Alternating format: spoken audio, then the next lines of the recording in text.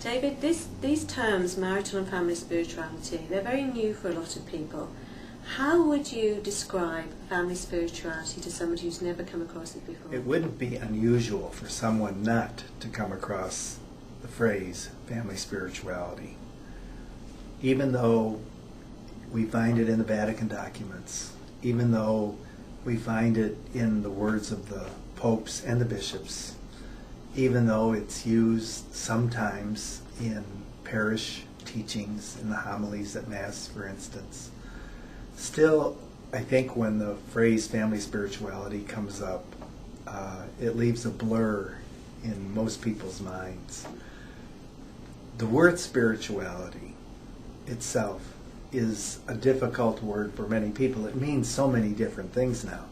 We're both blessed with the wide use of the word spirituality, but oftentimes it refers to sort of esoteric or what some people consider to be almost even unchristian notions.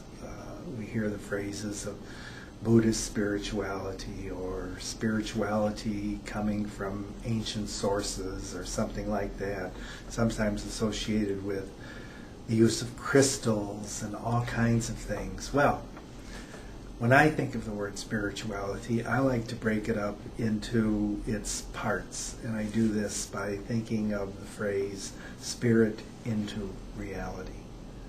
Spirituality is how God's Spirit, which is in all of us and between all of us and around all of us and behind all of us and above all of us, that Spirit of God wants to, desires to get into human life and into human relationships.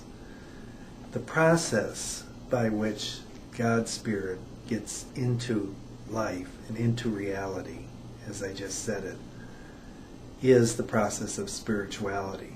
And if you say it quickly enough, spirit into reality, you can almost say spirituality. It's a good, for me at least, it's a reminder of the fact that the Spirit of God wants to be part of all reality. Now when we come to families, what's the reality of family? Well, the reality of family for many is basic survival. It's putting food on the table. It's clothing. It's getting children to school on time.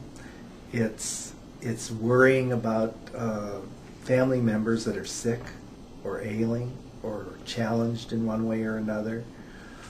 All of these efforts that we have to help each other live more fully in a family setting, which cover everything, all of that is a part of getting God's Spirit into the reality of family or family spirituality.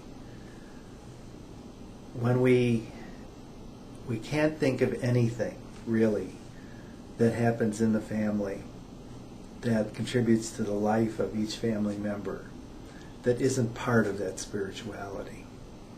And particularly if it's done in a caring and loving way, we know that that's a very important way in which God's Spirit comes into reality. Thank you.